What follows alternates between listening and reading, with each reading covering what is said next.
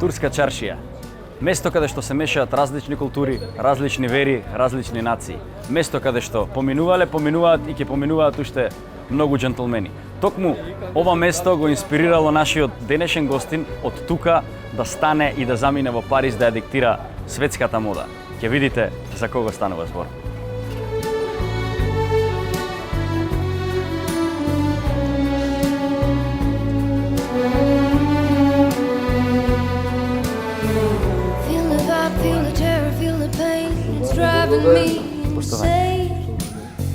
I can't think for God's sakes, why am I driving in the wrong lane?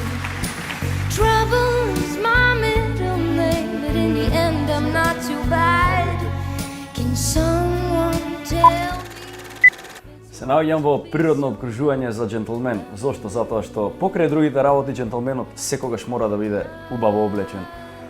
Некои ќе речат дека облекувањето е начин да се изразиш без да проговориш, но дали со тоа се сложува мојот гостин, ќе видиме еден и единствен господинот Изет Цури. Добар ден, еве и официјално сега вака пред камери. Добар Како ден, сте? добро дојдовте. Ви благодарам. Дали сте добро? Не знам, Не. не знам.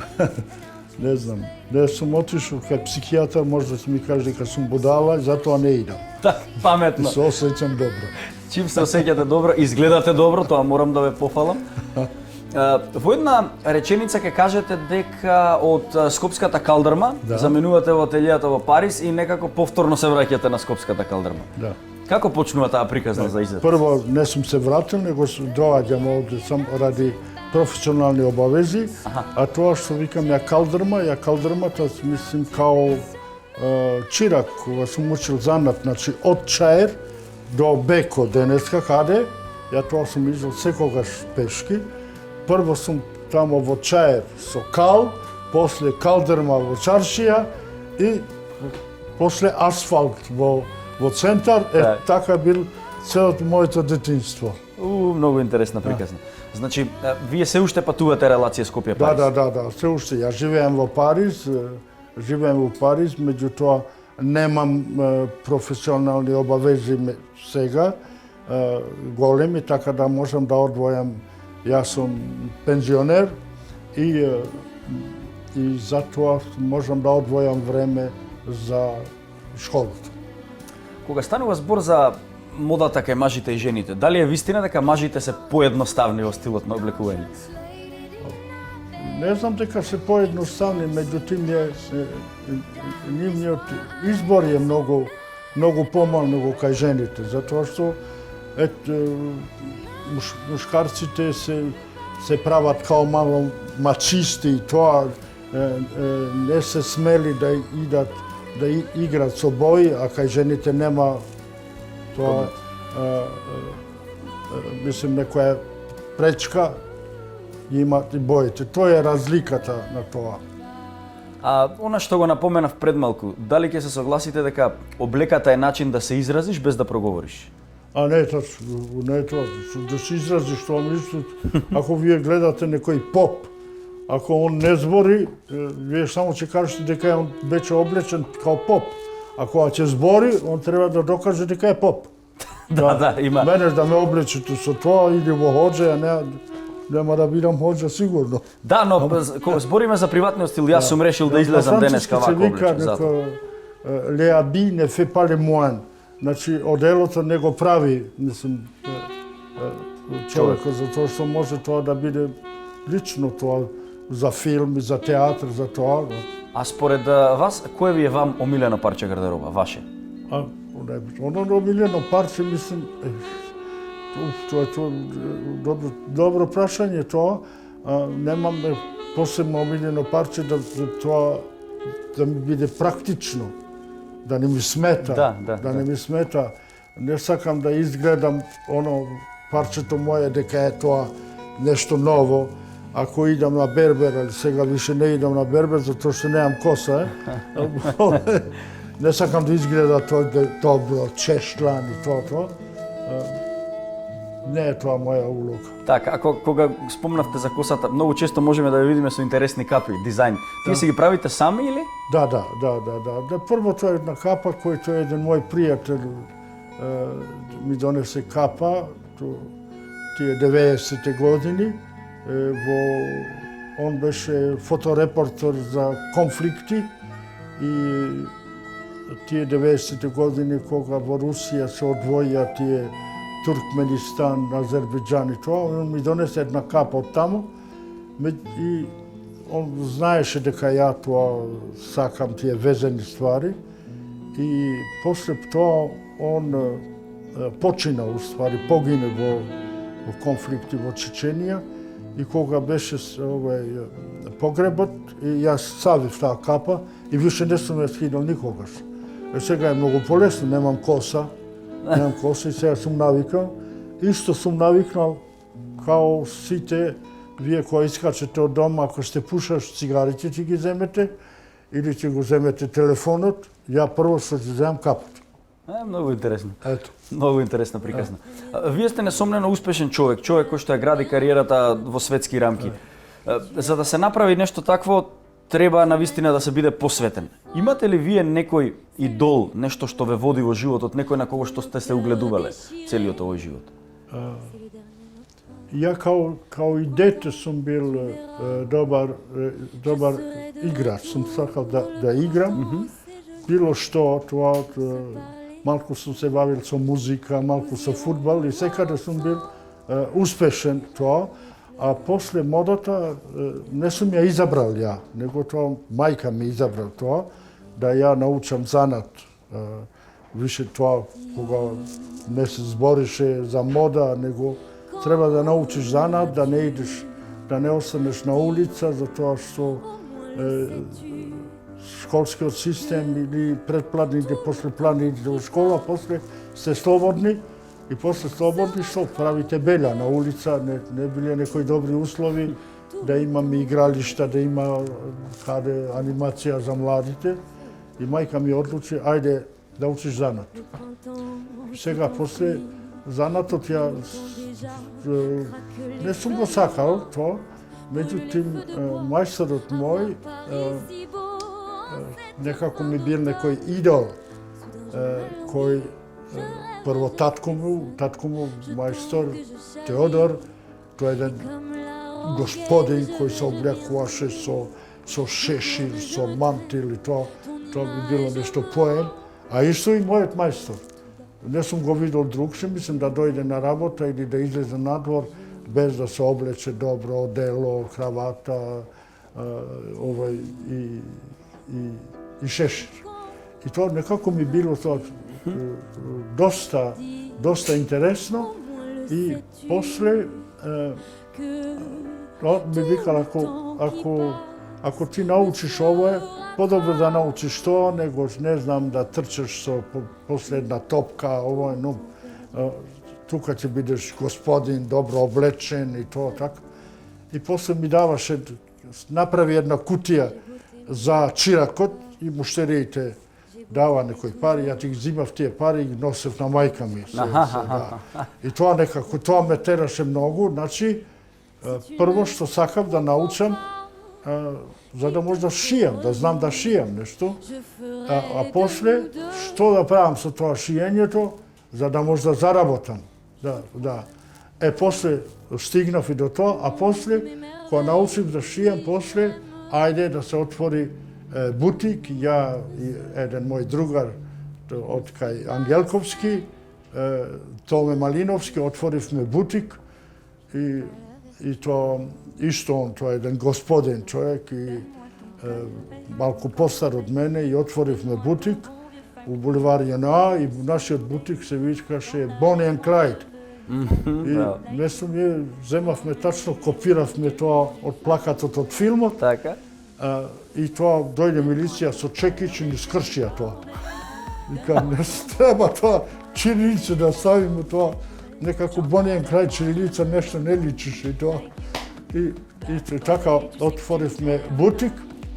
После тоа бутикот, ајде, сега, пошто као ние се правиме, иако ние бевме познати, ја и Томе, тие рокерите, групите, тие 60-те години, ги обраковме, ние тогаш имаше група Урагани, Безимени, Бизбес, после од Бизбес постанува Бисери.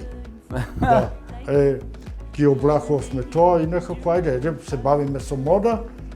Сега одлучивме кој да иде за Париз, мислам не друго него каталог книги и тоа. Да. Ги немавме тоа као денеска. И ја отидов за Париз и не се вратив. Убава една интересна приказна. Спомнавте значи дека и вашите мајстори биле едни елоквентни господа за тоа време, джентлмени. Кога би можел да направиш една паралела на модата тогаш и модата сега? Знаете што, првото не е истото време. Јас Скопје го знам, сите мои мајстори, и Благоја, и Теодор, и Цале, и тоа, сите беа со мантили, со шешири, со тоа нека такви фотографии ги имаше секаде, кога се шетавте вие по градот и тоа. И тоа, мислам, тако беше тоа времења. Меѓутоа, денеска ги нема тоа, затоа што се инфлуенс, да. Западни или од другите, или ориентални, нарочно овој кварт овде, малку турска инфлација, арапска инфлација, од кај младите западна инфлација, така да више апсолутно не се условите, не се адаптират.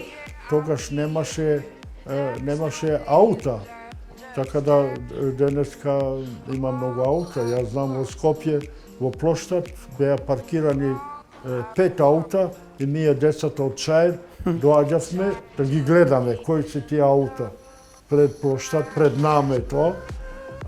Денеска нема везе со тоа, значи и пак се младите денеска имат информации кои ја отидов да купувам каталоги и книги во Париз, немаше овде никако тоа, ништо за мода немаше и денеска апсолутно вие ги имате сите музеи, сите во джеп, во телефонот, така да значи ништо нема разлика од некој водител од емисија во Париз или во Њујорк, подобро облечен и од вас. Така.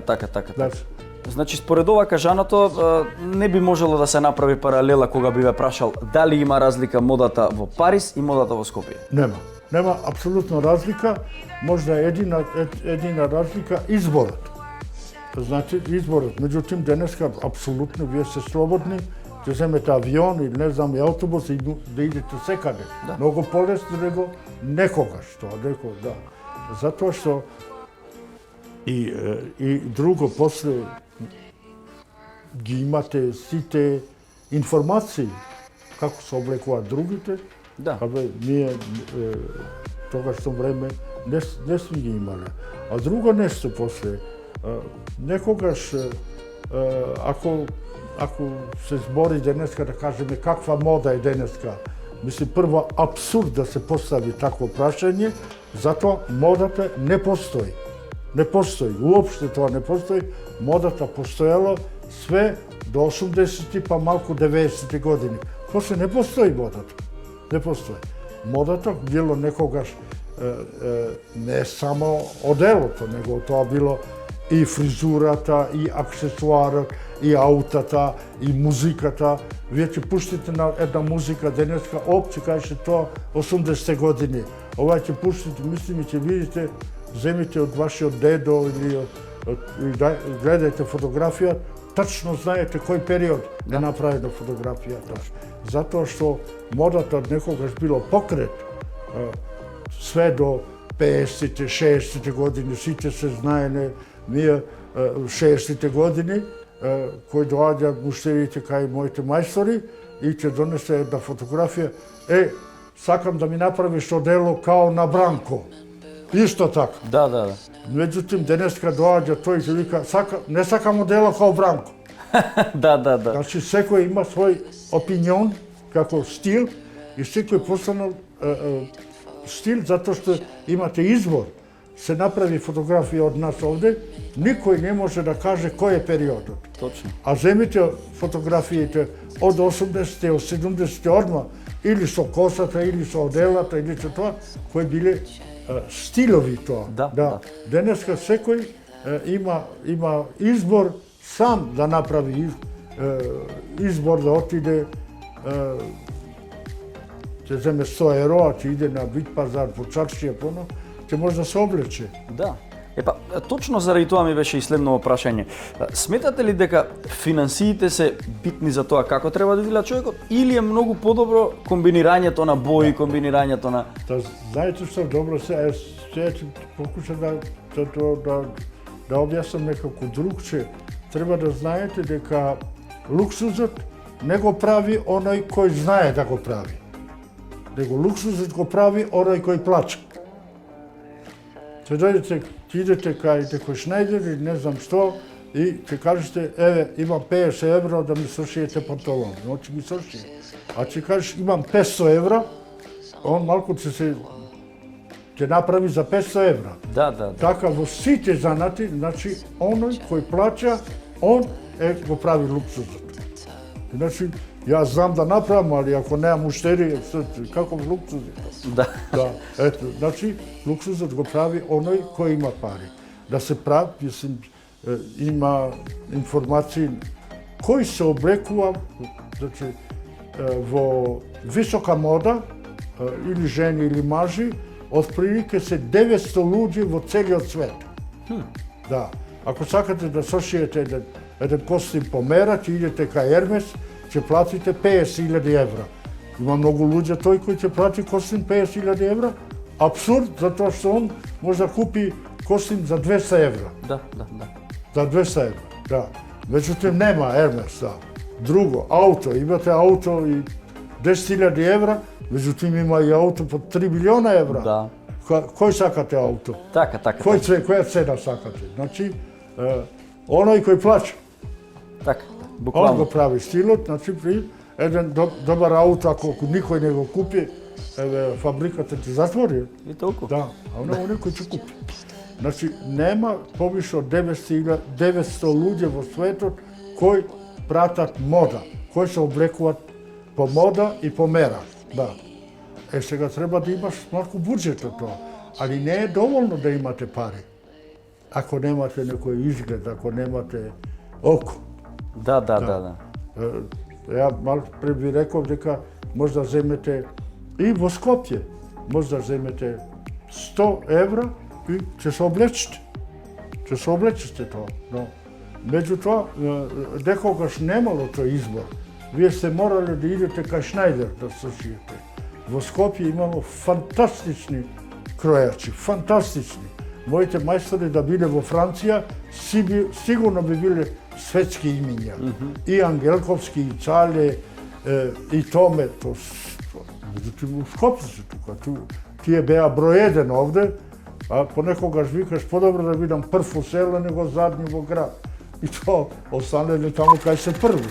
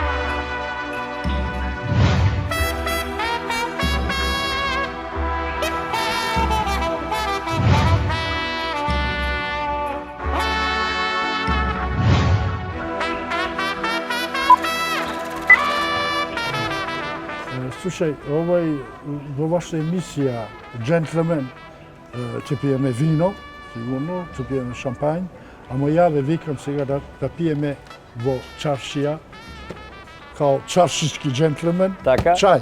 Така е, одлично. Супер, баш ми е драго, ево го и дечкото стига со чајот, така да. Да, Со, онака како се вика, со кејф Да. ќе го испијам овој чај.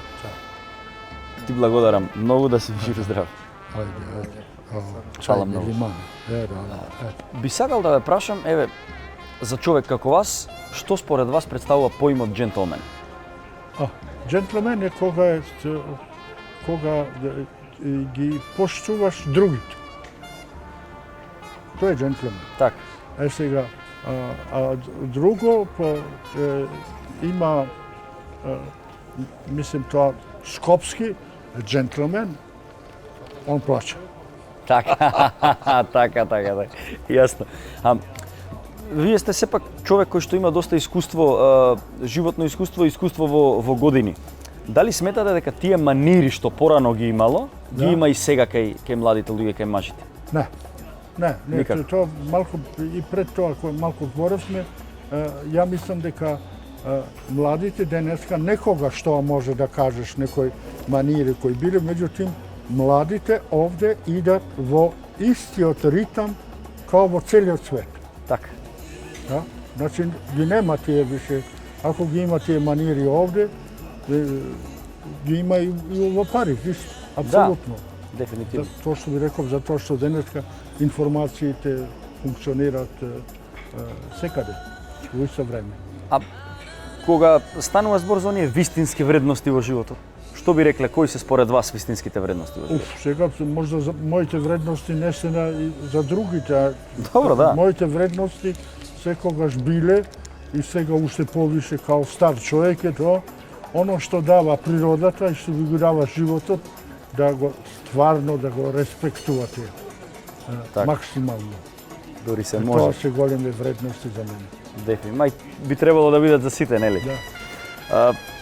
Секогаш кога ќе се спомне и Пари и Франција, што е тоа што Париз го прави толку посебен во однос на модата? Затоа што имате кажано, отидов во Париз со мала ташничка, со знаење се вратив со куфер полн со искуство, Да, нели? видите затоа што тоа е голема традиција. Во Франција, тука мислим тоа е стара земја, богата земја. Мислим од 15-тиот век сите кралеви во Франција тие ги земале луѓето и писателите, и архитектите, и сликарите од целиот свет да дојдат во Париз. Да дојдат во Париз и во Франција. Значи, чим е богата земја, као што би рекол, тоа луксузот не го прави оној што знае, него оној кој плаќа. Значи, сега, тоа постанала една голема традиција, голема традиција, затоа што мислим, една обична принцеза имала 100 шивачки, кои шиеле само за нејзе. Да. Значи, и сега тоа е една голема, не може сите покушаат, модата не постои само во Париз, Да. него тоа е традиција. Сега и тоа постана светска традиција и американците прават колекција во Америка и доаѓаат да покажат во Париз, да покажат тоа. Тоа е едно место кој ќе даеме некој састанак, ајде се гледаме таму. Да. Се тоа као некој фестивал и тоа е Париз. Да, Многу убаво. да. Роден сте во Косово, сте живееле тука, па во Париз и така натаму. Кое е она нешто што најмногу ви остава впечаток, каде што секогаш сакате да се вратите? Знаете што тоа? Кога живеете долго време, ја кога доаѓам, јас сум апсолутно скопјанец. Јас сум роден во Косово, али мислим од втора година до 2 години сум имал овде, ја не се сеќам ништо од Косово. Значи јас сум скопјанец и осеќам тоа во Скопје. И осеќам се овде затоа што ви реков дека имам местата кои ги знам. Овде, например, овде Кино Напредок, јас сум првиот филм сум го гледал овде. Сигурно сум имал 9 или 10 години. Филмот со Гари Купер, каубојски и тоа. И се тоа, значи тие местата каде сте ги видели, јако више тоа не личи као некогаш Скопје. Тоа е деформирано и после земјотресот и сега со новите архитектури и тоа. ali ipak stoje nešto дека se osjećam dobro. Se osjećam dobro. Ali isto se osjećam mnogo dobro i u Pariz, zato što tamo živim već 50 godini i gdje znam i galerije, i teatri, i opere, i ja su работал со Жобиз, така да и таму се осеќам добро. Кога ќе доаѓам овде, се брзам, што да идам побрзо во Франција, кога ќе идам во Франција, исто се брзам да дојдам овде и така. Значи, човекот е сам со себе прво задоволен. А не може да кажете, вие на едно место ќе отидете, ќе ве прави многу посреќен. Ништо.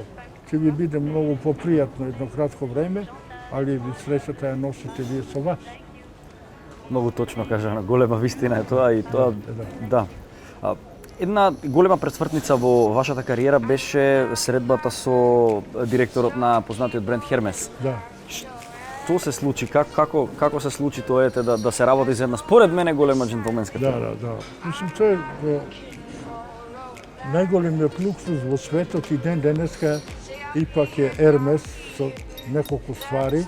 Тоа е стара фирма, ја мислам дека има 200-250 години и така да тие работеле секогаш луксузни ствари. Ali ja slučajno sam работел еден модел за некој ателие мал во Париж, али он шиел за Hermes. И ја, моделот кој сум го сошил ја, кога го однел таму, тие прашале кој го сошил тоа. И на нив им се свиѓало начинот како сум го сошил ја тоа. И тоа, за тоа ја викам дека тоа што сум учил од моите мајстори овде, апсолутно ми отвориле најголемите врати и луксузот во светот. Ја толку сум се плашил само витрината кога сум гледал кај Hermes, кој јако сум бил спремен, колку е луксуз и тоа, али ја тоа, кога сум видел реално тоа, ниту сум видел такви модели, ниту сум видел такви материјали, не ги знам, јас сум се плашил многу. Меѓутоа, кога сум легол во работилница и сум видел дека со ножици сечат, со игла, шија, тоа, ништо као овде во Скопје со моите мајстори. И јас, тие се чуделе како некој млад дечко од некаде, од Југославија, Македонија, знае такви работи да шие и тоа. Меѓу тие не знаеле дека моите мајстори би им дале часови. Така. И така се, јас сум се прво се тресо, се плашев, меѓутоа ја, кога сум видел дека е тоа исто шиење тоа. Само што материјалите, условите се многу различни. И ден денеска. Не може, моите студенти овде имат тешкоти да најдат материјали овде, значи мора да се иде надвор. Значи, за мене тоа било Hermes, не сум знаел ја многу тоа, не сум знаел ни името пред да одам таму, меѓутоа кога влегов во тоа, во фирмата, открив што се тие луксузи, тука сум научил кои се тие стиловите, класични, минималисти, авангардисти, тоа. И тука сум ги научил со нив, сум имал среќа, значи тие, во почеток тие 70 години, уште постоја тие големите мајстори, големите шивачки тоа, така да од нив сум научил многу други ствари. Тоа е Hermes, а тоа секогаш сум рекол дека ја, тоа беше една шанса на едно тачно време во едно тачно место. Така. Секогаш е така, нели? Точно време и точно место. Формулата за успех. Некако во животот почнувајќи од тоа, па и Париз и целата таа филозофија, цело време сте во контакт со познати личности, цело време некако имате контакт со актери, во моментов правите муабет со мене, пред некое време сте зборувале и сте шиеле за Шон Конери. Каква беше таа средба? Шон Конери, тој бил најголемиот идол во животот, као глумас. Тие 60-те години, 70-те години, тоа мислим со Джеймс Бондов и така. Меѓутим, кога ја прво, морам да ви кажам, прво, не сум ја тражил тоа, немам некои посебни заслуги тоа, затоа што сум работил во големите фирми, познатите фирми, и значи во такви фирми кои доаѓале? Познатите луѓе. Нормално. После афинитет со луѓето. Јас прво сум имал афинитет со жената Жаклин на Джеймс Бонд, она е архитект и она тражеше нешто да исошија и она се пофалила и го донесе Шон Конери. Кога го донесе, еден ден она ми рече дека ќе дојде да ме види, ќе има некоја сурприз. И ја кога го видов, и тоа се нормално се импресионира со тоа. Тоа е еден човек кој се му шиел доста ствари и за секој ден и за фестивалите. Еднаш за Кан, еднаш за Оскар, еднаш за Смокин. Да. Али он, кога ќе му закажам проба у два, он вика, дали можам да дојдам у еден, сакам да видам како работите. Он многу го интересираше самиот занат како работиме, а нормално не му реков не. Да. Еден вистински джентлмен, нели тој така важеше во тој свет? Да. А он е прав джентлмен, затоа што никогаш не само не ме прашал он колку кошта, него жена му колку кошта, не ми ги дал парите овака вулгарно на рака, него тоа на коверта преку секретарката, он прав джентлмен, се поздравуваше со сите луѓе во ателие кај мене така. Прав джентлмен. Ирски джентлмен. Ирски, да, баш така, точно. Тоа е се еден сплет на негување на добри навики. Сега, дали сметате дека негувањето добри навики се клучни за развојот на кариерата на еден голем човек? Како не, како не. Кариерата се прави, не ја правите вие сами, него ја правите со други кариерата. Кога сте вие, јас што ги учам моите студенти, викам што ви посакувам највише во животот, да бидете самостални финансиски, со вашите раци и со вашиот мозок. Меѓутоа, не е тоа доволно. Вие не можете се муштериите ако вие не сте, ако не погодите, ако не и дадете, он знае што сака муштеријата. Меѓутоа, ако вие ти покажете дека као професионал нешто друго, нешто повише што он очекува, значи вие се го добиле тај муштерија. И ја секогаш сум се трудил, а нарочито временски. Кога ќе кажете да биде у петок у 4 сат, не може да биде у 4:30, у 4 да биде готово. Така. Да. И тие ствари кои ќе ги составите и, значи, ако сакате да бидете голем джентлмен во професијата, значи, на тој начин да го респектувате, да го пречекате добро, да слушате што он сака, тогаш сте джентлмен во мода. Дефинитивно. Значи, сепак бара голема дисциплина и истреност. Апсолутно. Мислам со сам себе. Да. Вие. Не може некој да ви наметне тоа, него вие си така. И така ќе добиете, како што ви реков, јас сум работел со познатите фирми, така доаѓате, така сум ја упознал Мадона, така сум упознал другите со големите фирми. Тука сум бил, здраво, како сте, да. Пробаш. Многу точно. мислам, навистина е фасцинантно ова со кого вие сте работели и сега често што имам да говорам со вас, навистина ми е мило. Сепак кога се зборува за уметност, еве јас како уметник, како глумец, сите ние треба да бркаме некаква инспирација од некаде. Од каде Изе Цурија црпи инспирација? Прва инспирација, прво е чајот овде. Да. Првата инспирација. Да. Значи нема тоа се смешни ствари кои ќе речат да се прошетам у парк па да видам лишće, бои, тоа е апсурд, тоа не е тачно, мислам. Инспирацијата се тачно ако некој дојде да ви каже сакам сако, нема вие чекајте да се прошетам, да се инспирирам па ќе направам.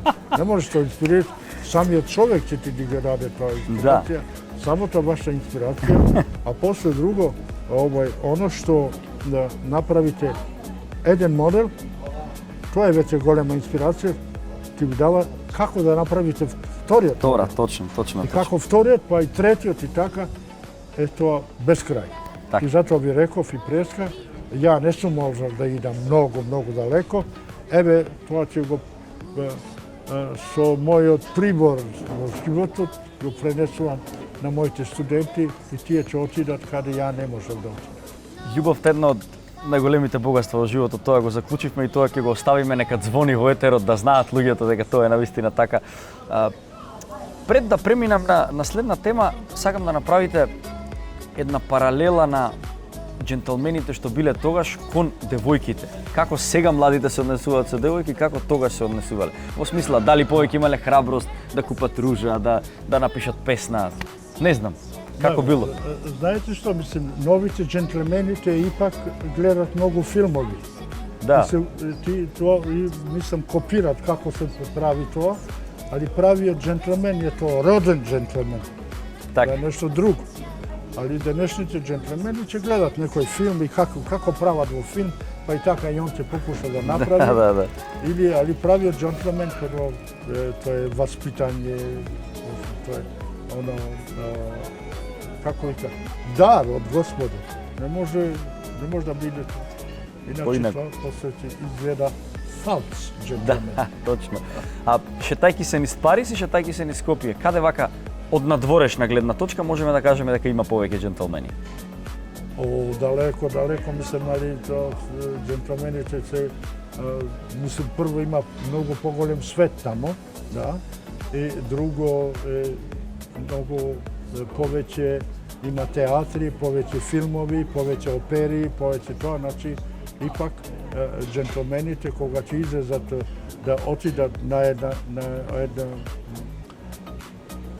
еден коктел и тоа, многу коктели има во Париз секој ден, значи тука тие правите джентлмени и фалс джентлмени, значи имат место каде да се покажат.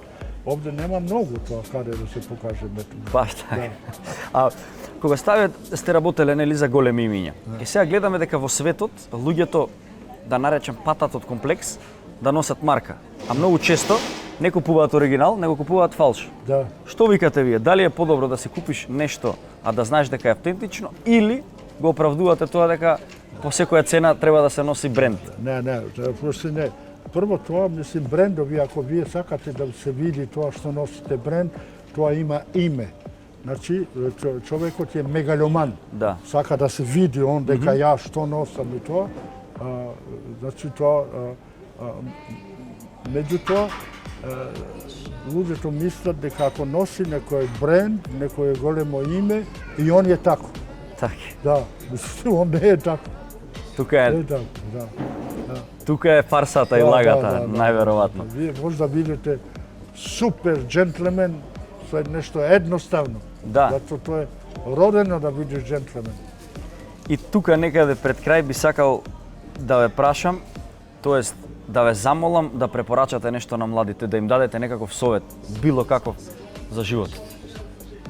Првиот совет кој тоа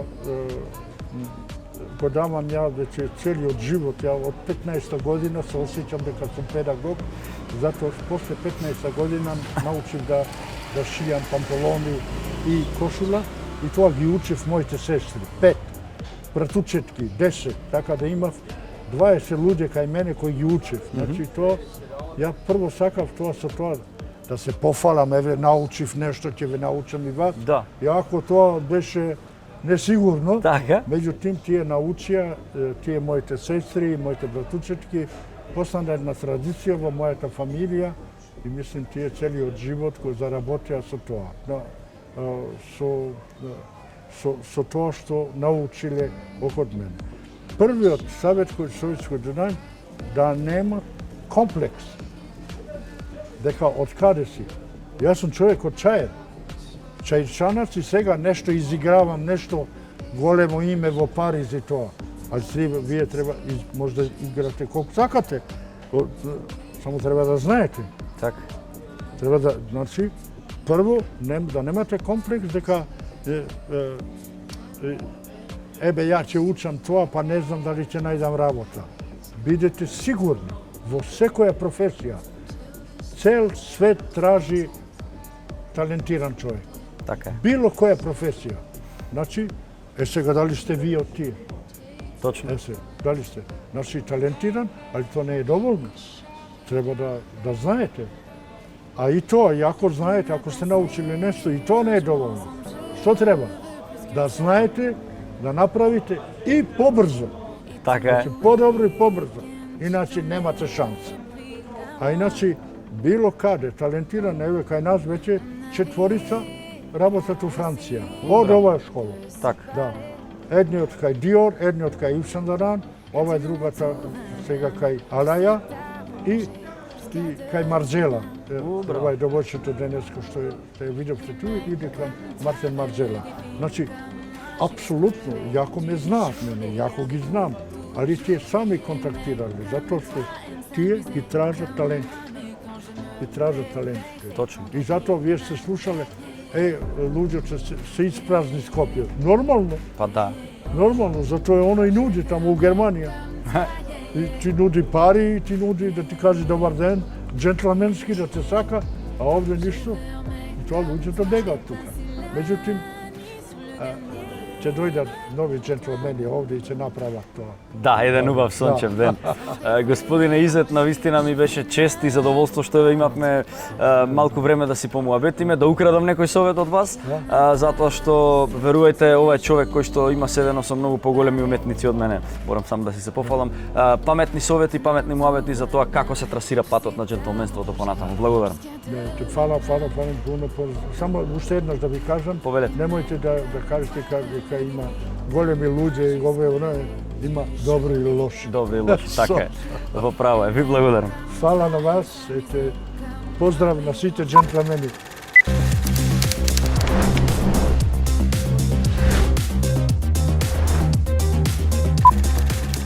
Пет работи без кои не можам во денот се добро утринско кафе за расонување, добра музичка numera за да ми го направи денот, време поминато со семејството, часовник и научари за сонце.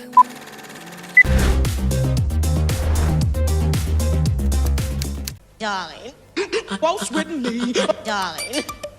Darling, darling, darling,